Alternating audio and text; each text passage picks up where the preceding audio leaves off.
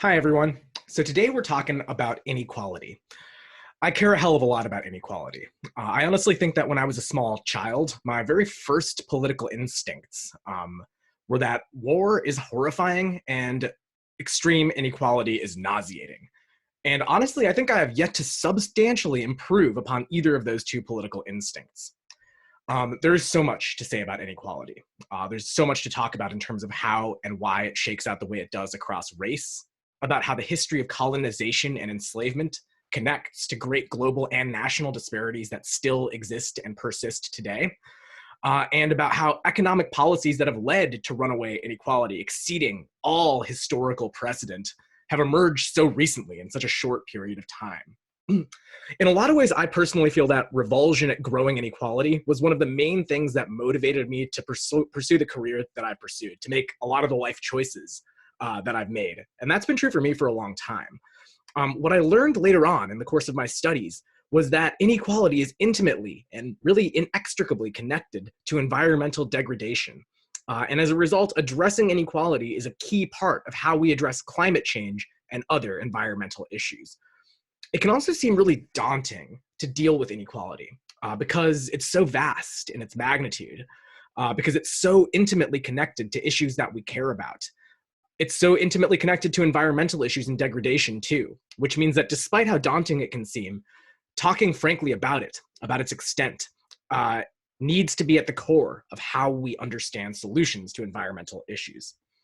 We've addressed some of these intersections already today, but the purpose of this lecture is to define and understand the scale of inequality, to grasp some of the causes of inequality in access to resources and political power. And when I talk about inequality, that's usually what I'm going to be talking about. In the readings and videos that are associated with this lecture, I'm going to be pausing periodically to actually show some of these videos. I know it's a little awkward to do over Zoom. You can also watch them yourself on YouTube, but I just want to make sure that they're really in the fabric of this lecture because they're so powerful, and some of the voices that can talk about these issues are a lot more powerful than mine, given my positionality. But what we're really talking about is access to resources, income, wealth, basic needs, and also access to political power. And I also want to convince you that the vast disparities, the great inequality in access to resources and power doesn't have to be this way, that it was not always this way, that it is getting worse, but that also means that it can get better. And finally, I want to introduce you to the environmental justice movement in the United States and the climate justice movement globally, which has been growing as a force to deal with the twin crises of ecological degradation and runaway inequality. So inequality has a massive bearing, not just on the climate crisis and not just on environmental degradation, but also in the crisis that we're currently dealing with right now, the pandemic. So before going into some of the other content for this lecture, I really wanted to foreground an important message from Brittany Pacchietti, who I posted the video on to Twitter, but she really explains how issues around inequality have affected the impact of the coronavirus. And this is something I've been thinking about a lot too. One of my kind of least favorite emerging takes or messages that I keep hearing about the coronavirus, about the pandemic, is people from positions of relative privilege saying things like, we're all in this together, which is true in some way, or we're all dealing with the same thing, or we're all in the same boat. And the extent of human tragedy that I think attends and comes with this virus does indeed affect everybody, but it really isn't in equal ways. It really is in deeply unequal ways that I think build upon existing structural inequalities. So I wanted to show you this video to speak to that issue. Let me tell you why. A few weeks ago, I was on MSNBC and I said this. We know that communities of color and low-income communities already have disproportionately poor health outcomes in this country. We know that African Americans are at greater risk because they have more diseases and more compromised immune systems coming into a crisis like this. So people are not just worried about their health. People are worried about the long-term outcomes of this issue because we have a federal government that does not have our back, so we're going to have our own. When America catches a cold, Black folks, we catch the flu. We were left behind during the HIV/AIDS crisis. We get left behind in economic recoveries and stimulus bills. And coronavirus is absolutely no different. Black people are catching and dying from coronavirus at alarming and disproportionate rates. Here are the numbers. In Michigan, Black folks make up 14% of the population, but 40% of the COVID deaths. In North Carolina, Black people are 33% of the population, but 44% of COVID deaths. In Louisiana, Black folks are 32% of the population and 70% of COVID-related deaths. And in Milwaukee, Wisconsin, where Republicans are currently using coronavirus to try to steal an entire election, Black people make up 26% of the county, but 81% of the coronavirus deaths. Elected officials could have predicted this. Elected officials should have predicted this. Why?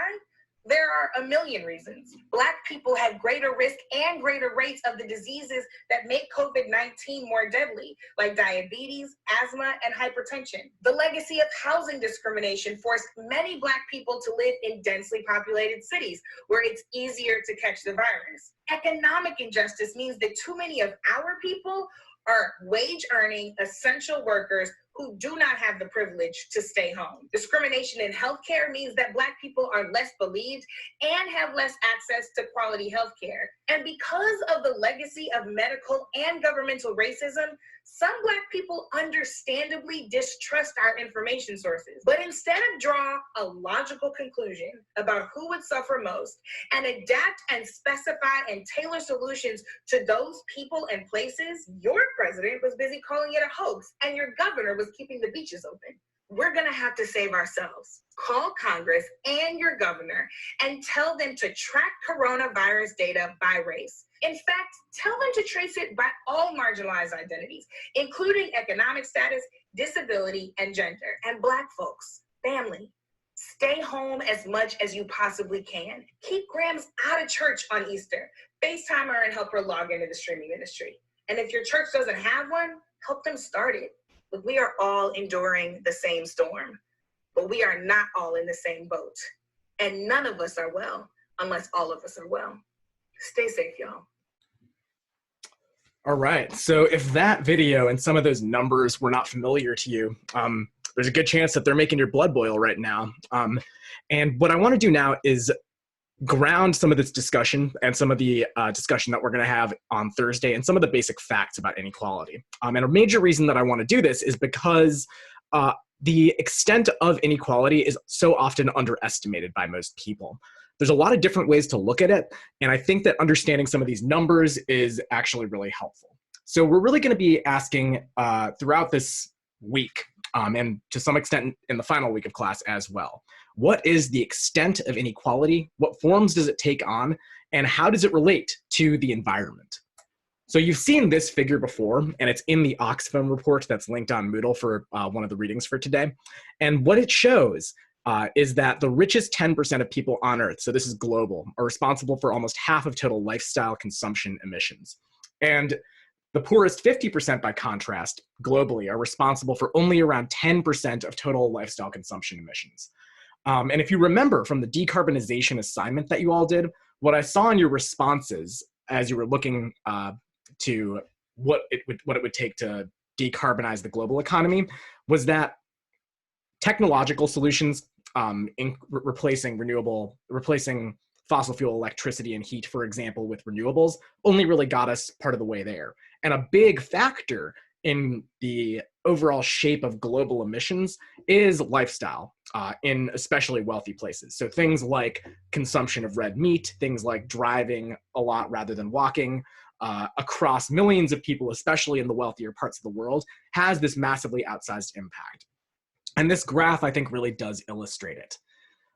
So inequality is a major feature of our current political and economic system, and it's intimately connected to emissions in this way. So what do we mean by inequality? Well, one of the things that the Oxfam report really highlights is that the only beneficiaries of inadequate climate action in Paris and beyond are a much smaller elite with vested interests in the continuation of a high carbon and deeply unequal global economy. Now, this is a pretty bold statement, about how we understand inequality. So the Paris agreements sought to reduce emissions in a coordinated fashion across countries that were signatories to the agreement. And the idea was that there was going to be some provisions in each country's activities that would attend to inequality. But what this report is really suggesting is that while the richest citizens can and should contribute as individuals to cutting their own emissions through lifestyle changes wherever they live, they cannot solve the climate crisis through voluntary action alone.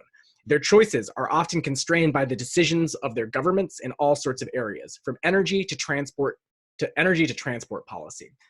The implication here is that inequality of wealth, inequality of access to resources doesn't fully determine one's impact, because political structures and political decisions in different countries have a major impact, a major constraining influence on what choices are available to just about anybody, right? So we have wealthier people generally contributing to more emissions, but we also have poorer people in wealthier countries that may not have access to political power that nevertheless are locked into a high emissions lifestyle, all right? So this figure right here shows the per capita lifestyle consumption emissions for the G20 countries, but also kind of shows how unequal emissions are within those countries. And what you can see that I think is pretty striking here is that the United States stands out among other G20 countries in the sense that the top 10% of people within the United States have particularly high emissions.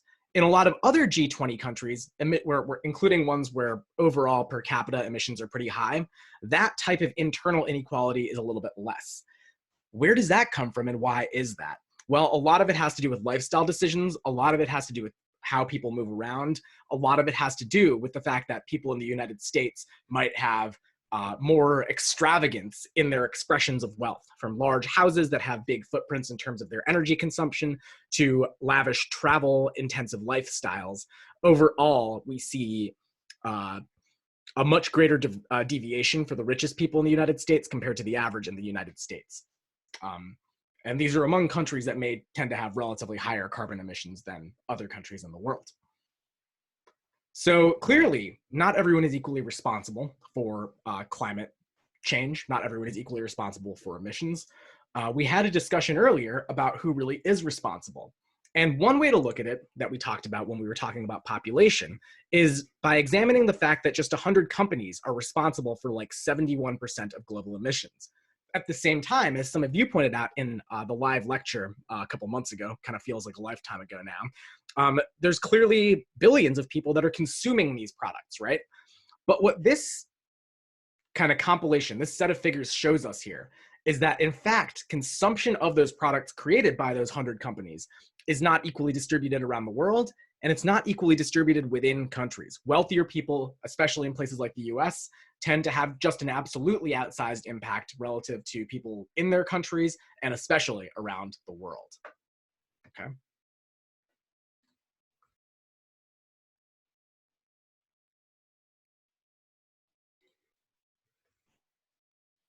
Okay, so just a basic definition. What does inequality mean? And this is from sociologist David Pellow from a book called Total Liberation. And I like this because it's a broad definition.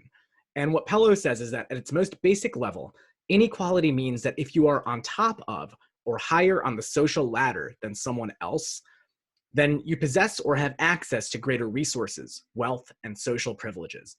But more importantly, and from the standpoint of ecological politics, your elevation above others also means that your life is valued greater than others living within that same social system. You likely own or control and affect more of the planet and its constituent ecosystems than others. You likely own or control and affect more living beings, and therefore likely produce more death than others. Inequality is a means of ordering the human and non-human worlds for the relative benefit of some and to the detriment of others, to the relative benefit of many, and of some and to the relative detriment of many would be an even more, perhaps, an increasingly accurate way to put it.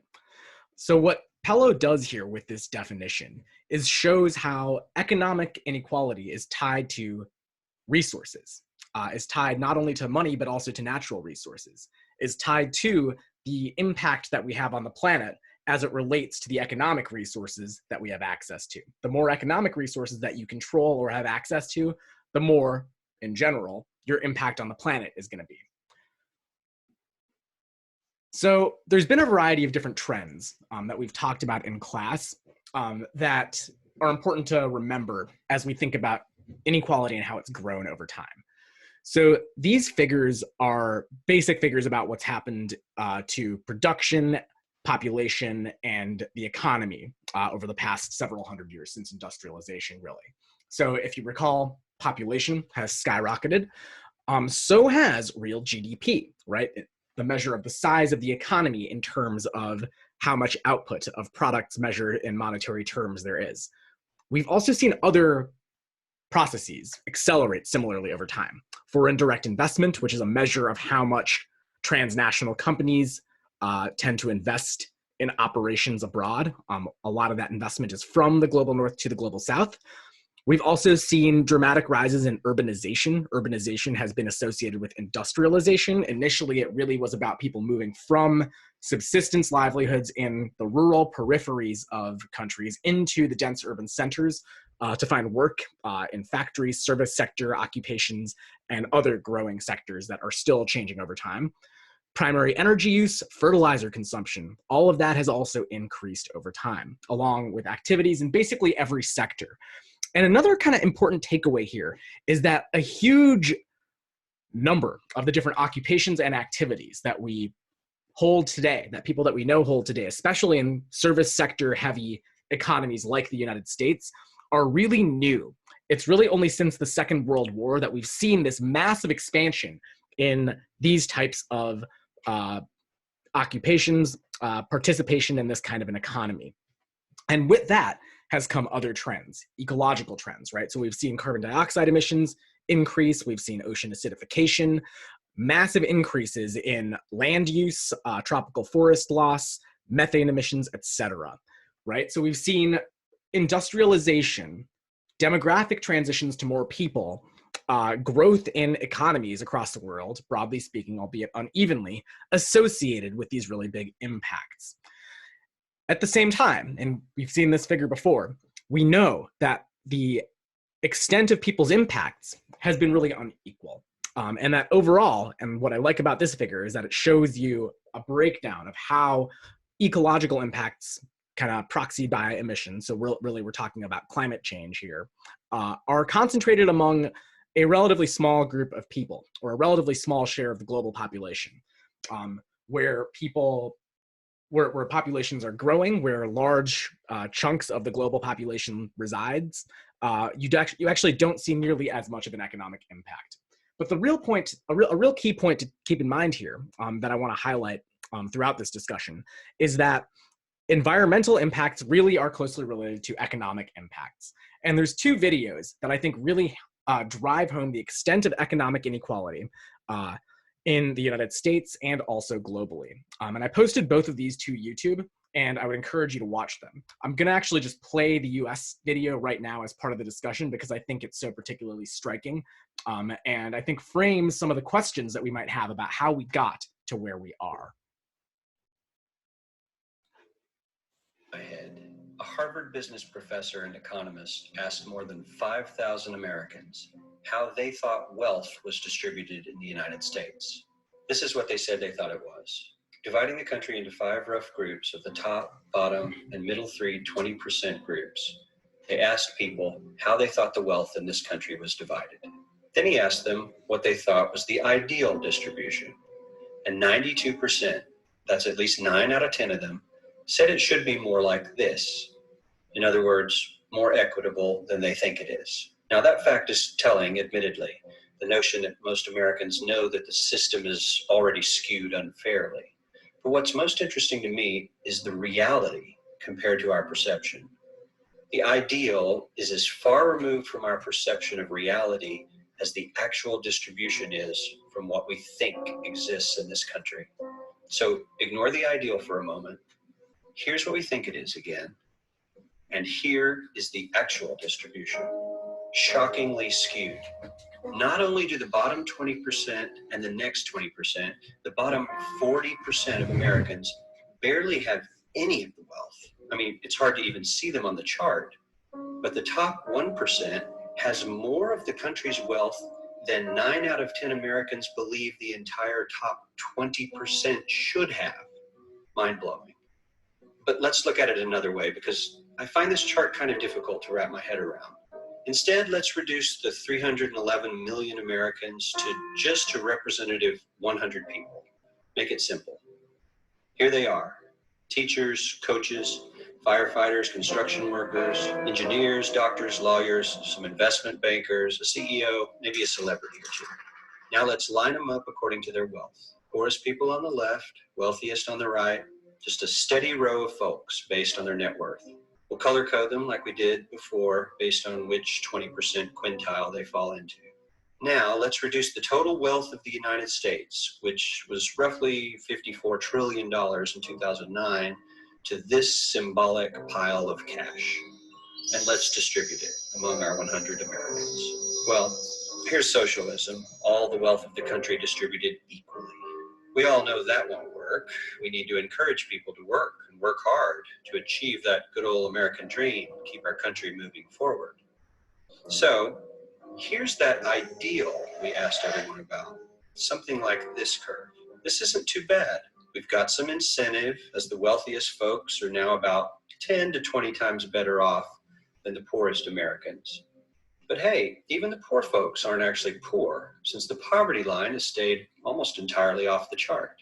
We have a super healthy middle class with a smooth transition into wealth. And yes, Republicans and Democrats alike chose this curve. 9 out of 10 people, 92%, said this was a nice, ideal distribution of America's wealth. But let's move on. This is what people think America's wealth distribution actually looks like. Not as equitable, clearly, but for me, even this still looks pretty great. Yes, the poorest 20 to 30% are starting to suffer quite a lot compared to the ideal, and the middle class is certainly struggling more than they were, while the rich and wealthy are making roughly 100 times that of the poorest Americans, and about 10 times that of the still healthy middle class. Sadly, this isn't even close to the reality. Here is the actual distribution of wealth in America. The poorest Americans don't even register. They're down to pocket change. And the middle class is barely distinguishable from the poor. In fact, even the rich between the top 10 and 20 percentile are worse off. Only the top 10% are better off. And how much better off? So much better off that the top 2 to 5% are actually off the chart at this scale. And the top 1%, this guy, well, his stack of money stretches 10 times higher than we can show. Here's his stack of cash, restacked, all by itself. This is the top 1% we've been hearing so much about. So much green in his pockets that I have to give him a whole new column of his own, because he won't fit on my chart.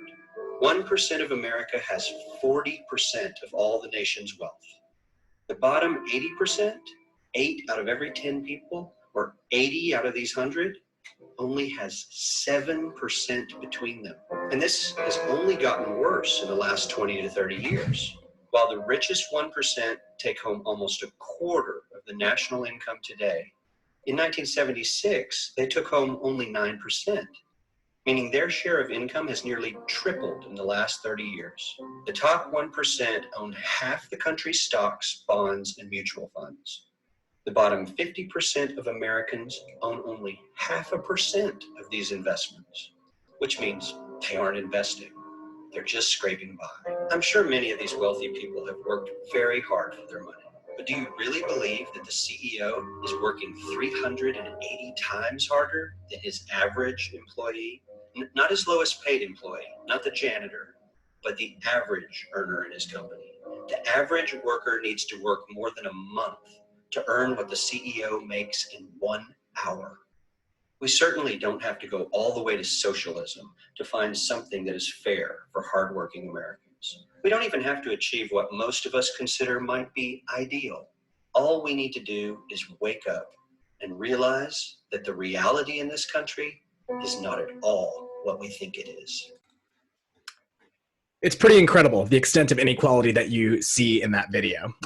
And seeing it visualized like that, I think, is helpful. Now, at the end of the video, the person that created it made a couple of sort of normative arguments about what it would take to get to the ideal situation. And I think that all of you might have different ideas concerning that question about what would be fair, what would be just, what would be ideal, what would be sort of necessary, and if there is a necessary amount of inequality to keep things that we value in motion, to keep certain types of innovation going, etc.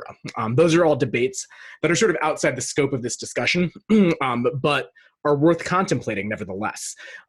Regardless, though, of what your personal conception of an ideal situation would be, the fact that reality is so out of line with what most Americans think is happening, and what we think is happening is so out of line with what we wish was the case, I think is really striking. Okay, so that was looking at the United States. There's another video posted on Moodle that I'm not going to show as part of the lecture, but I would strongly encourage you to watch it, about global inequality, using similar infographics. And what it reveals is that everything that is kind of jarring about inequality in the US gets compounded many-fold when you extrapolate it to the global level. And a big reason for that is because of the extent to which resources have been transferred from the global south to the global north systematically over the past several centuries, and continue to be transferred in that direction today. Really the standout kind of graphic, I think, that drives home the main point of that video is this one, which shows what Americans think the actual distribution of wealth is, what the actual distribution is versus what people would like it to be. And what this shows is that across groups and across political persuasions, there's broad agreement that a relatively equal society is a better society, that having some degree of inequality, and this is a pretty overwhelming consensus according to this study, might be okay, but the extent of it that we have is not okay, right?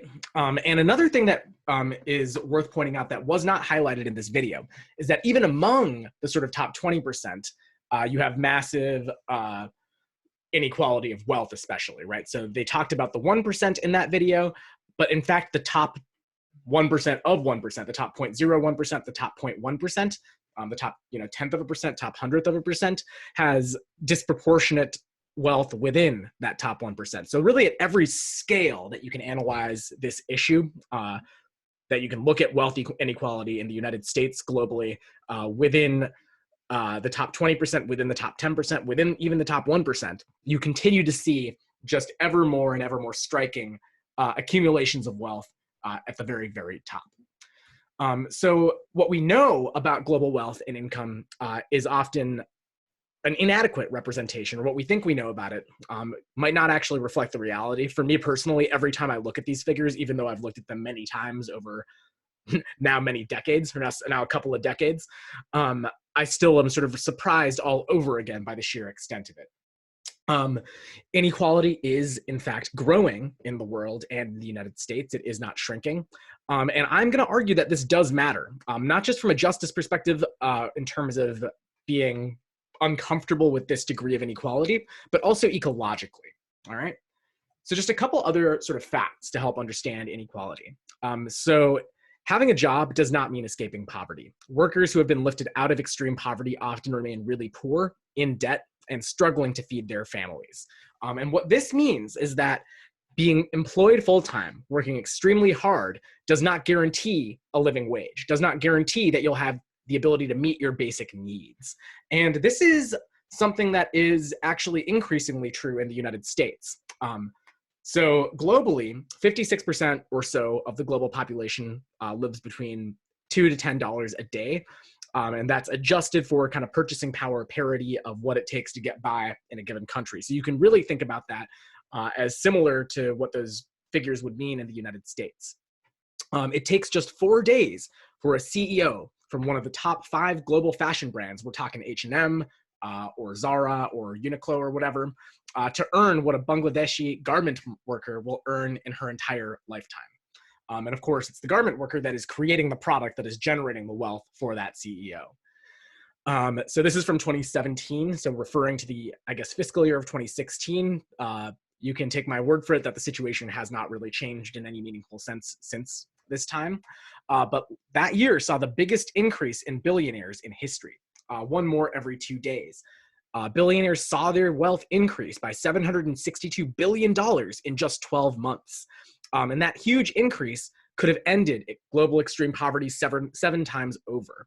Another way to think about this is that 82% of new wealth that has been created has gone to the top 1%, while effectively 0% has gone to the world's poorest 50%, which is incredibly striking. And another fact that was mentioned pretty briefly in that video about US inequality, it's something that I think I've mentioned before, but I think is worth repeating, is that oftentimes in the news, if you go to the New York Times kind of homepage, if you go to other major media outlets' coverage of economic events, one of the major things that they'll report is what happens to the stock market. And globally, a relatively small number of people actually have a real material stake in the ups and downs of the stock market, actually own stock or have significant wealth in stocks. Is a little bit greater in the United States. We don't have a robust public pension system for most employees. Instead, a lot of companies provide retirement plans in the form of 401ks, 403bs for nonprofits, et cetera. And as a result, a lot of people's retirement plans are sort of tied up in the stock market. But even allowing for that, only about half of Americans actually have any stake in the stock market at all. So when stock prices collapse, it's disproportionately impacting the wealth of those that already have a lot of money. Now, of course, there's cascading consequences in terms of layoffs, people who control companies, et cetera, making decisions not to hire more people, people who have a lot of money choosing to consume less or less extravagantly because they see some of that excess wealth declining. But overall, stock prices tend to affect only a minority of people in a direct sense. Okay. So despite seeing kind of massive increases in the stock market, seeing sort of a bull market over the last 6 or 7 or 8 years, the people that have benefited from that are small in number. These effects are deeply gendered. Across the world, women consistently earn less than men and are concentrated in the lowest paid and least secure forms of work. Globally, women's participation in the formal labor force is 26% lower than men's. The formal labor force basically means anyone who's doing stuff that is kind of on the books, that is part of a registered company, working for the government or a registered firm. In countries in the global south, in sub-Saharan Africa, South Asia, Southeast Asia, parts of Latin America, very large numbers of people are not in the formal labor force, but in the informal labor force. They are running very small informal enterprises, often on debt from informal lenders or kind of loan sharks. They are oftentimes carrying out informal labor and manual labor that they don't take a check for, but get paid by a boss or a small employer that keeps them off the books. And women are disproportionately represented in those sectors that don't have a lot of that are not formalized, and as a result are exempt from critical protections, from labor protections, from environmental protections, from exposure to pollution, etc. Women are much more likely across the world to be put in those types of situations. So the average gender pay gap is 23%. And I would suggest that this could be a massive, underestimate because of the lack of good information about women who are employed in the informal sort of sectors of the world, okay? According to the World Economic Forum, at current rates of change, the global economic gender gap at work will not be closed for 217 years, which is to say that to the extent that it is closing in those spaces of the global economy that are visible to us readily, it's not closing fast enough to really close it for 2 centuries. Men own 50% more of the world's wealth than women and control over 86% of corporations. And the unpaid care work done by women, and this is crucial, is estimated at $10 trillion. That's 43 times the annual turnover of Apple. So this is a really important point when understanding gender disparities in the economy, which is that so much of the work that women disproportionately do is not counted by any balance sheet. But if it's estimated, all the work that is done to make the economy function as it does, this is called by certain economists the social reproduction of labor. It is deeply undervalued by the global economy and chronically unrewarded. So this has changed in the United States. I'm not going to play this video in class, but do during this lecture, but do watch it. I'm going to pause right now and watch it myself. And I suggest that you do the same and then come back to this because I think it'll help to inform some of how we're thinking about this stuff. So the video talks about the new Gilded Age in the United States. And this sort of new Gilded Age refers to an unprecedented accumulation of wealth in certain parts of the country and in certain sectors. And one of the current epicenters of that kind of gilded age accumulation is Silicon Valley. It's places like Seattle that are kind of tech hubs. And a lot of wealth is being accumulated and kept by people who have become really wealthy relatively recently in a kind of staggeringly short amount of time in these new technological sectors. But this new accumulation of wealth stands in stark contrast to the extent of poverty and in many senses growing poverty. So this chart right here shows the prevalence of low pay. The incidence of low pay refers to the share of workers earning less than 2/3 of median earnings, right? And in 2017, which is the year that this chart applies for, that's around $59,000. So the United States has 40 million people living in poverty with a total population in the mid 300 millions. And what you can see here is how that compares to other OECD countries. So overall, there is a lot more poverty in the United States, a lot more incidence of low wage. It's this bar up here. I hope that's working with the Zoom tech, but it's a lot higher than countries that are on average or in total less wealthy than the United States.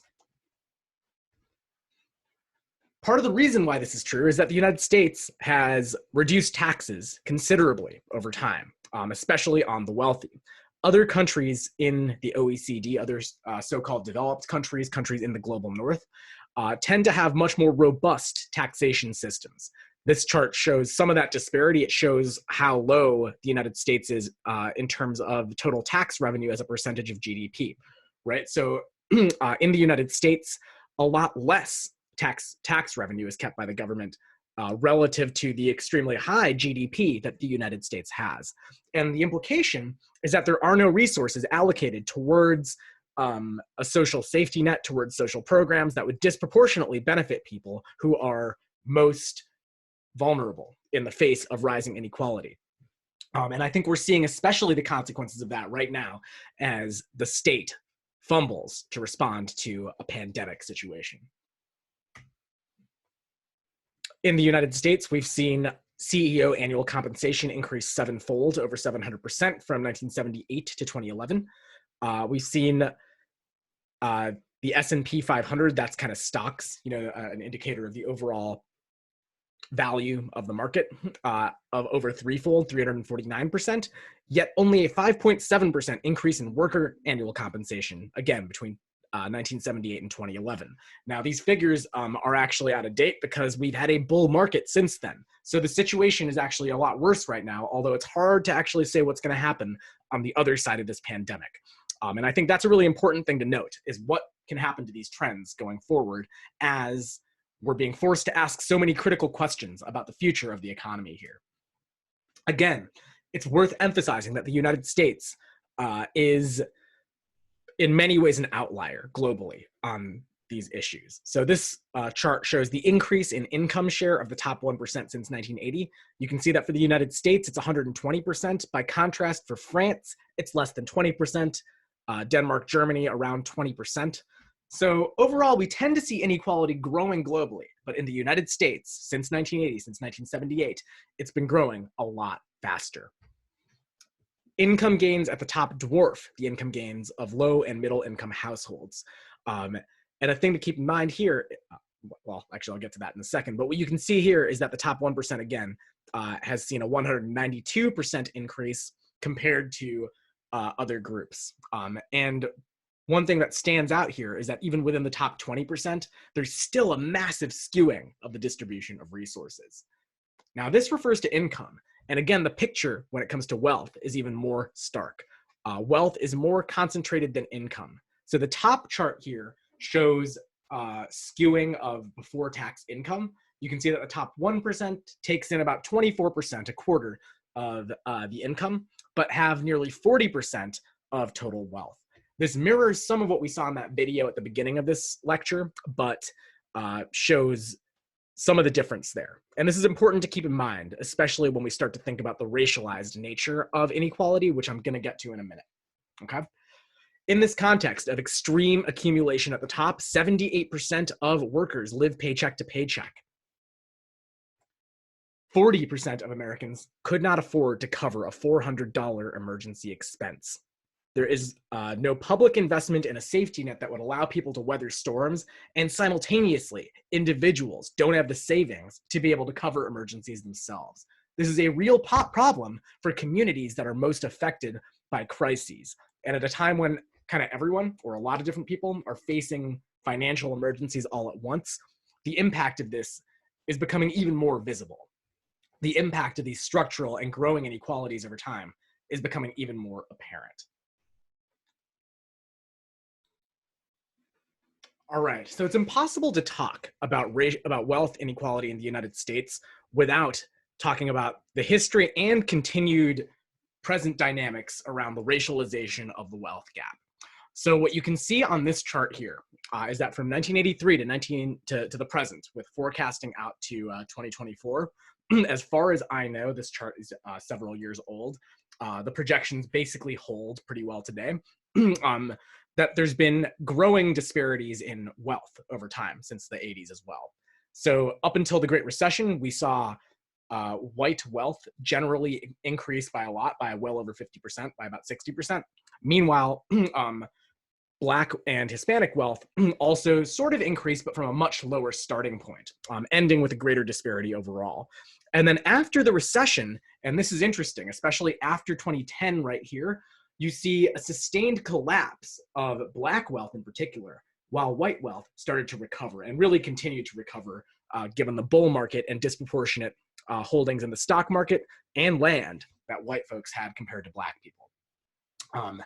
This shows how this has changed since from 1963 to 2016. And what you see is that in 1983, white families held about 8 times more wealth than Black families, whereas in 2016, they had 10 times more wealth.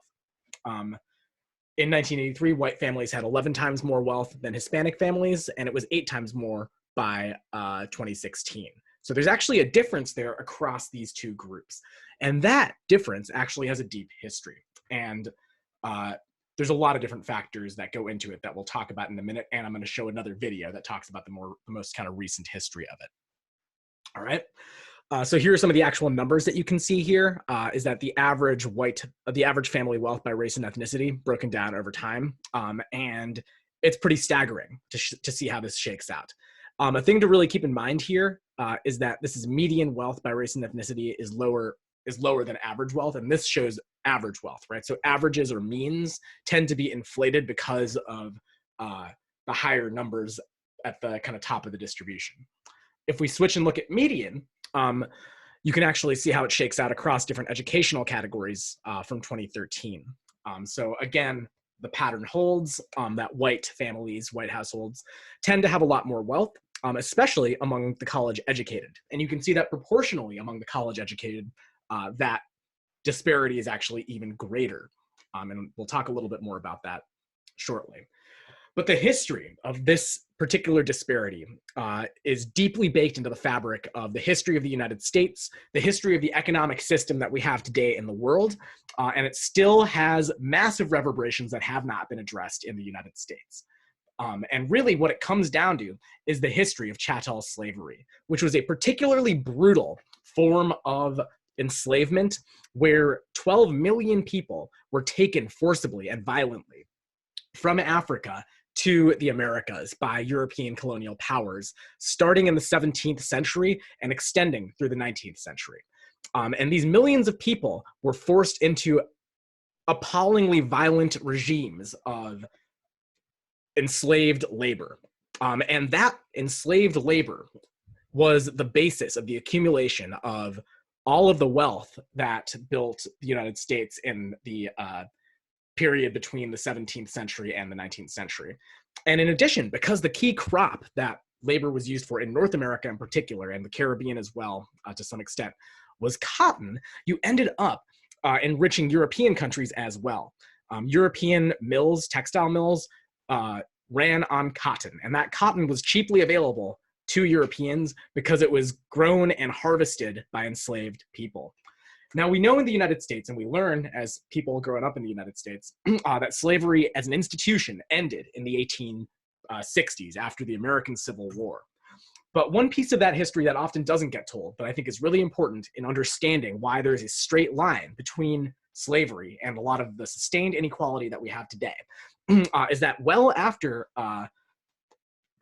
slavery was formally ended as an institution, there was a system known as convict leasing that's closely related to something called the Black Codes, especially in the South, that allowed for essentially free re-enslavement in the form of incarceration of African Americans.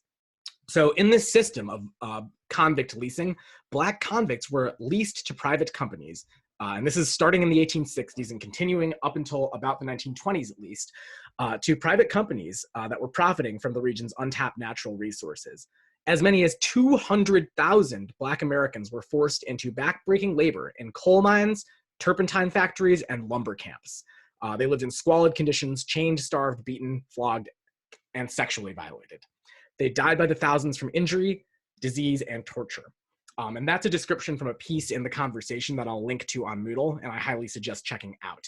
But really what this shows is that once the official pathway for cotton production, for the production of other commodities that were increasingly important as industrialization carried out, was no longer legally available because slavery had officially been abolished, this system came into place to essentially replace that lost labor, or a large chunk of that lost labor, that wealthy interests in the United States, in the South and elsewhere, were benefiting from. All right? And another thing that I think is really important to think about is the history of land in the United States. So at this time, we ended up with a system where a large class in the South, in the American South, of plantation owners was at least temporarily dispossessed of their possessions. And there was a brief moment in history where land redistribution, including to African Americans, seemed to be on the table in the period known as Reconstruction. At this time also, the continued settlement of the Western United States was ongoing. So hundreds of millions of acres of land were given away during this period to white families. And when Black folks gradually managed to get some land during this period as well, especially during Reconstruction, it was taken away through a protracted campaign well into the 20th century. So in 1862, the Homestead Act was passed, which granted 160 acres of government land in the West to any American, supposedly, who applied and worked the land for 5 years. And over the course of the next 60 years, so we're going again to about 1920 through the First World War, 246 million acres of Western land, basically like if you imagine California and Texas put together, was given to families for free. And close to 1.5 million families were given this kind of crucial economic foundation. Land ownership essentially served, for white folks primarily, as a buy-in into the overall prosperity of the country. As wealth was accumulated in the US through industry and through other activities, the value of that land continued to increase. Compared to that 1.5 million families that benefited from this program, only about 5,000 African Americans benefited in the wake of slavery. Despite all of these barriers, Black folks managed to acquire land through persistence, through settlement, through organization and mobilization. And there were close to 1 million Black farms in the year 1920, nearly a seventh of all American farms, mostly in the South, mostly land that was reclaimed after the end of statutory slavery. And during the 20th century, though, basically all of this land was taken or destroyed by white institutions and states. Sometimes this happened by violent mob action, like in Tulsa, Oklahoma in 1921, in the widespread campaign of racialized violence there. There was also other programs elsewhere in the United States, in places like Missouri and elsewhere, where Black communities were dispossessed of their land en masse by the threat of violence from white folks. I'm going to link to a map that shows some of these incidents in the Moodle as well, so you can check that out too. So this has had long-standing impacts as well. So the 2001 agricultural census estimated that about 80% of Black-owned farmland had disappeared in the South since 1969. And a lot of that has to do with the shrinking viability of the type of agriculture that Black folks preferentially tended to carry out. The Department of Agriculture also denied loans, information, and access to programs essential to the survival of these farms in a capital-intensive farm structure when big mechanized agriculture really started to dominate, which is another kind of process that disproportionately penalized and ultimately led to the loss of land for Black families. I'm going to put another link on the Moodle that will speak to some of this stuff. But what does that have to do with what happened more recently? How did the loss of land through violence, how did the appropriation of the surplus, the value produced by Black folks through enslaved labor and later convict leasing labor apply today? What has happened more recently that speaks to that? And one of the biggest things to understand is, in thinking about this, is housing policy. So I'm going to show a quick video now that talks a little bit about this. And the term that you may have heard is called redlining. And it actually goes back a long time, but there were programs that came out of the New Deal in the 1940s that exacerbated a lot of the racialized problems of land distribution, a lot of racism in home ownership. And yeah, I'll show the video now, and then I'll make a quick comment about how to make sense of it. Oops, sorry.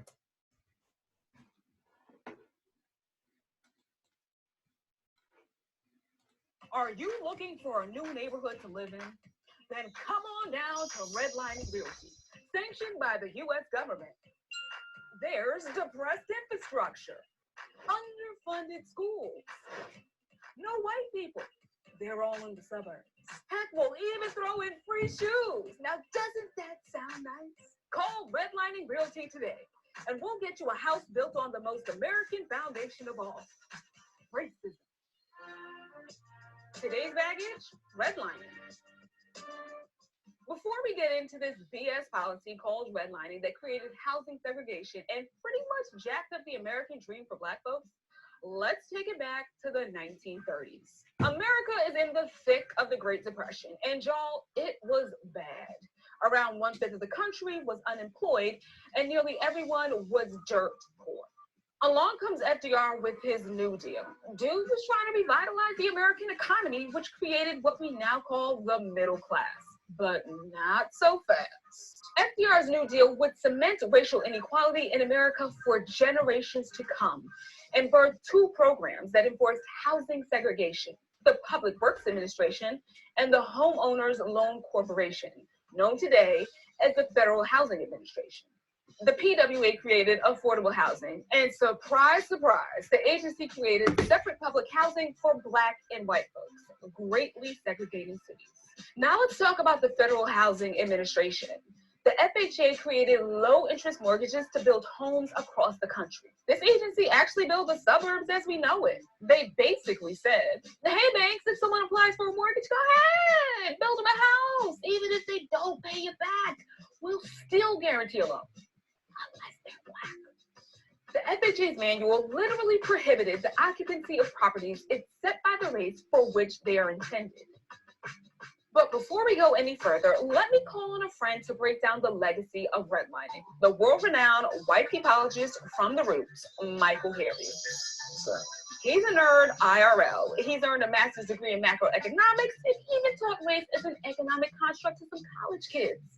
What's good? Please, what's going on? Good to see you in these Unpack That screeds. How are these racist government policies tied into what we now call redlining? The term came about because the federal government, Uncle Sam, created color-coded maps that told banks where they could give out housing loans. The green sections were a go, whereas the red sections, typically where Black people live, were deemed too risky. Even well-off Black neighborhoods like Sugar Hill in Harlem, where Black people like Zora Neale Hurston and Duke Ellington lived, were off limits to banks. Aside from financial barriers, there were actual physical barriers to prevent Black people from living in white neighborhoods. In the early 1940s, there was a 6-foot-high wall in Detroit because redlining, and it's still there today. The Fair Housing Act put an end to redlining in 1968, but we know it ain't go down like that. Banks across the country have been caught using redlining maps as recently as 2015. And get this, most redline areas are still low-income Black and brown neighborhoods. So FDR's New Deal pretty much screwed over generations of Black folks to come. How else has redlining impacted Black folks? There's plenty, but 3 really stick out: wealth, education, and criminal justice. First, let's talk about wealth. For y'all who don't know, home ownership is the primary driver of wealth. And who has a harder time getting homes? Black people? Bingo. Even when home ownership is an option, homes in Black neighborhoods are, on average, valued around 25% lower than homes in white neighborhoods. This is the case across the board, even if the homes and neighborhoods are similar. So off the bat, homes in Black neighborhoods are less valuable. Yep. And the plot thickens. People in redline neighborhoods pay higher insurance premiums. They also pay higher interest rates and are denied mortgages more often. Hold up. We get a lot of our school funding through local property taxes. I bet that redlining impacts education too. How does that all work? Let me ask a genius who can answer that question. Yes, Michael, I am a genius. No, not you. I'm in Nicole Hamner-Jones. She's the recipient of the MacArthur Genius Grant and knows education like the back of our hand. Yeah, I could get her up on our special genius hotline. Well, y'all don't see your name on the list. Nicole, tell our girl how redlining has impacted education. We get most of our school funding through local property tax. That meant that Black cities cannot produce as much money as white suburbs, which can tax at a very low rate on high property tax. And so you see vast disparities between how suburban schools that serve lots of white kids are funded and urban schools that serve lots of Black and Latino kids are funded. And that all goes back to the legacy of redlining. Wow. Did the Fair Housing Act help at all? Once redlining and discrimination in lending and housing became illegal in 1968, we didn't rejigger all of the property values that had been directly related to redlining, which put a premium on white communities and put a much lower property value rate on Black communities. It's not like we started from scratch and equalized all of these property values. We just continue to watch white communities accumulate more and more wealth and Black communities be deprived. And of course, it's going to impact how schools can be funded. Are there any places where we can really see the effects of redlining on education? One place where you can really see this play out, probably in the most oppressive way, would be the city of Detroit, home to the most unequal school funding border in the country. And that's the border between Grosse Pointe, which is very, very wealthy and almost entirely white, which borders right on Detroit. The schools in Detroit are falling apart, and the schools in Grosse Pointe, one of them has marble floors. Thanks, Nicole. That was a lot. The cycle doesn't end there. Redlining, education, and criminal justice are all related. Let me take you on a trip to one of my favorite cities, Baltimore. Here is the original 1937 redlining map of Baltimore. Even though Blacks and whites use illegal drugs at about the same rates, Black people are 3 times more likely to be arrested. And where do you think they go to fight this war on drugs? I've seen The Wire. They go to the hood. See the red areas on the map? That's the forbidden neighborhoods, remember? Now let's look at this data of marijuana arrests between January 2013 and October 2014. Here are the heroin arrests and the crack arrests. Drug arrests and poverty are almost exclusively contained in the redlined areas. Isn't that remarkable? You pronounced racist wrong. And getting out of jail ain't any easier. In Maryland, 13 of the 15 zip codes with the highest bills are in Baltimore's redline neighborhoods. Damn. Yeah, so basically redlining created poor neighborhoods, which led to underfunded schools, more poverty, and more Black people in prison. Let me guess. And the cycle continues? Like a dog chasing its tail. So the hood ain't the hood because Black people made it the hood. Rather, it was intentionally created by the government to oppress Black people through a federal policy that would adversely impact them for generations to come. Precisely. And there's more, but that's all we had time for in this here video. Almost every quantifiable indicator of white supremacy all lead back to the government-sanctioned policy of redlining. Michael, you just ruined my whole day. This is the last time I invite you to the show. Bye, Michael. All right, so I think that that's a pretty useful video right there by The Root. Check their stuff out. It's pretty well produced, and it's a great resource. But the real kind of point that I think comes out of this is that if black income on average is somewhere around half of white income in the United States, but black wealth is something like 10% of white wealth in the United States, and the difference, that disparity between 10% for wealth and 50% for income is a straight line to redlining and to this history. And redlining itself has a straight line from it to mass land theft and exclusion between the Civil War and the 1930s. So in a lot of ways, there is just a direct kind of thread between the formal institution of slavery running through convict leasing and systematic land theft through racist stipulations that were codified in the New Deal in the 1930s, through redlining in housing policy well after that, and up until, and to a great degree after the civil rights movement, as we saw in that video. Discriminatory banking policies, or banks used these redlining maps to discriminate as recently as just this decade. So this stuff never really went anywhere. It also is deeply connected to environmental issues, to environmental justice and environmental racism.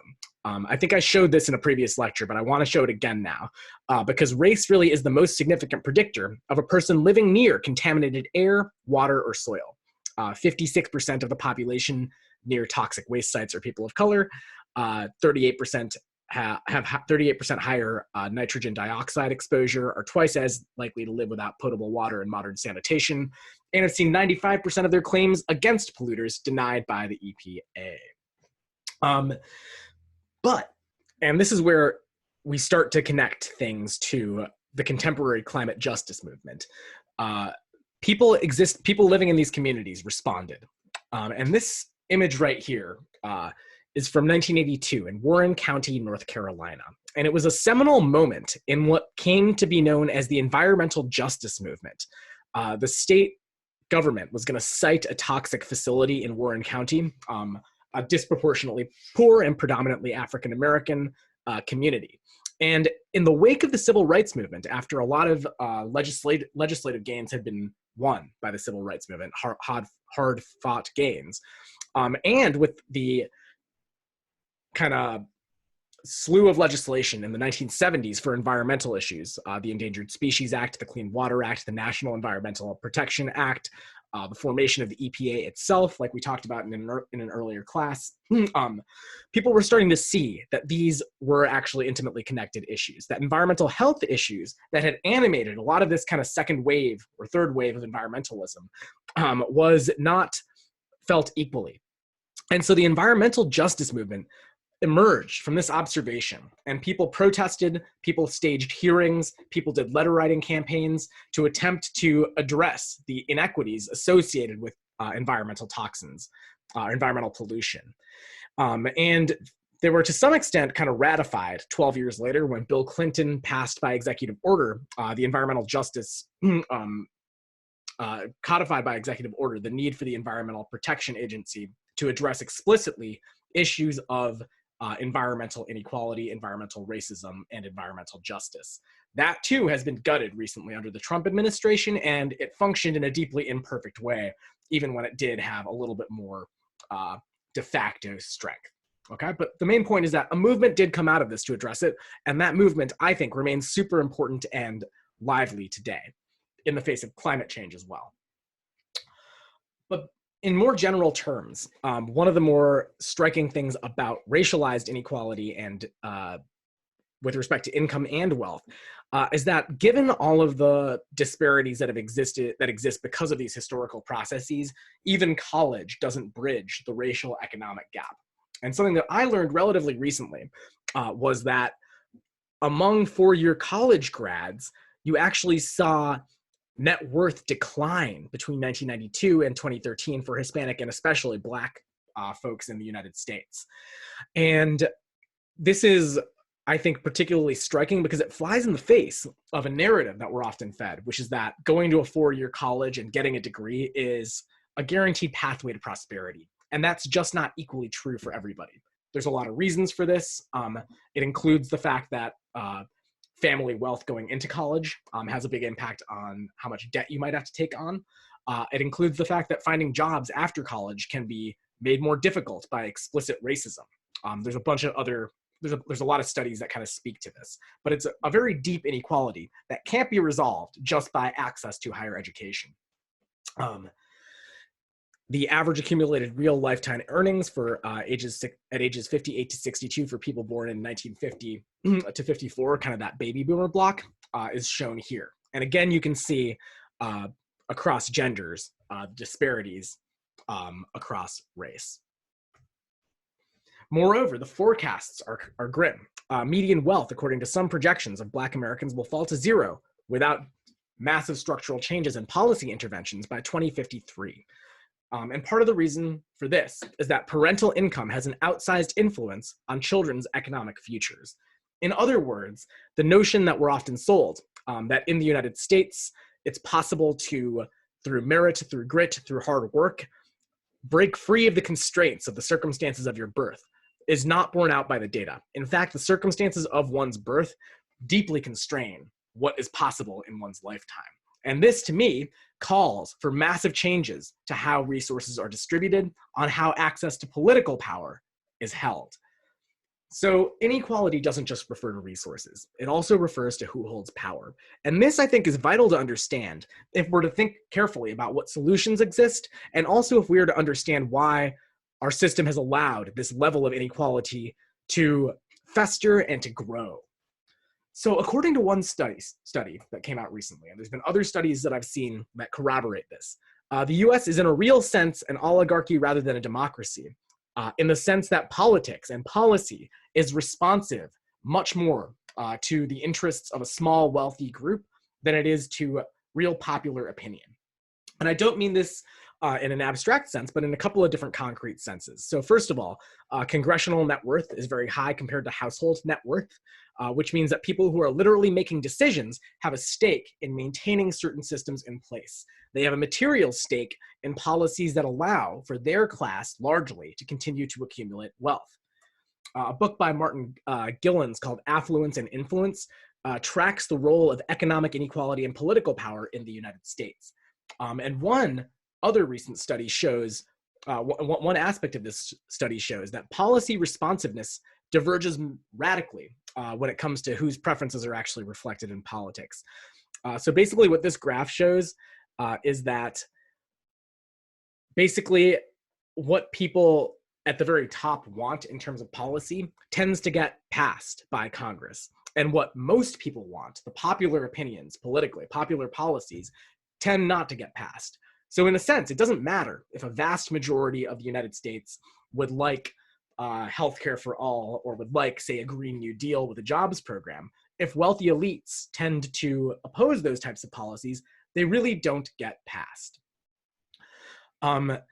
The United Nations rights expert cited, a United Nations rights expert actually chided the United States systematic assault on welfare as one of the kind of unique in the developed world strategies that was at play for building this inequality. And again, I think it's worth noting that other countries, including in Europe, that have similar economic systems in a lot of ways, don't rise to the same level of inequality as the United States. At the same time, all over the world, economic inequality is growing. Poorly paid people are getting very little compensation despite growing overall wealth, right? And that's, I think, a major indicator of the broader trends that we're facing. So how did we get here? Well, we've talked a little bit about housing policy. We've talked about some of these other types of systems that are in place. We've also talked in previous classes about policies and the ideologies that started to emerge in the 70s and 80s to shape the overall economic order that we have today. So starting in the 1970s and 80s, we started to see economic inflation and stagnation, which led to a series of new policies, which included backlash against civil rights, efforts by elites to organize a shift of power from the bottom to the top under Reagan and Thatcher, a suite of policies that were sold as a solution to economic woes that were often implicitly or explicitly pinned to racist attitudes, even including among folks who might not benefit from these types of policies, to pass a program privatizing a lot of public industries, cutting taxes on the wealthy, and cutting social services that could benefit the poor, and disproportionately as well people of color, while simultaneously incentivizing more extraction of natural resources, right? So even as economic growth began to increase and continued to increase after the 70s over time, real wages were kept really low over time. And this has been the trend that we've still been dealing with today, that we're still. So hopefully we've seen some of the extent of the problem now and where it has its roots. But what we really want to think about now going forward is what kinds of solutions are on the table. And a lot of them have been increasingly agreed upon. The United Nations, the very same rapporteur that critiqued the United States' cuts in social welfare, argued that universal health care and access to education, to make those not commodities but rights, is absolutely critical to dealing with inequality in a structural way. And there's a lot of ideas out there already that are trying to do just that. And on Thursday, we're going to talk in class a little bit about your ideas for how to deal with this. I really do think that the coronavirus and the disparate impacts that it's having on different communities are revealing a lot of these issues in an even starker light than they have been shown before. But with climate change as this impending background threat, what we're seeing now is an inability to deal with the crisis in a way that is just, that's exacerbating existing inequalities. So one of the most important questions for us is how can we advocate for changes that would make us more resilient, not only to the types of crises that we're facing right now with the pandemic, but also to climate more generally, to climate change more generally. So we'll talk about that moving forward. I know that one of the things that we're kind of dealing with right now is that even as we realize the inequities of the system and the inequitable response to the crisis that we're seeing right now, it's hard to understand and hard to wrap your head around how to respond to it because we're basically stuck at home. So the tactics that have often been effective historically at realizing change may seem unavailable right now. And I'm really interested in hearing from you about your ideas for how to engage in making change and advocating for change, even as we are in this period of being cut off physically from one another, of having so many immediate issues that we need to confront, because those constraints don't actually reduce the vitality and the urgency of making these changes, but increase them.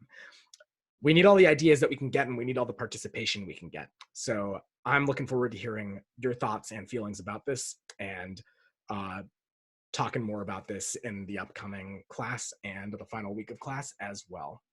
Okay, take care and be well.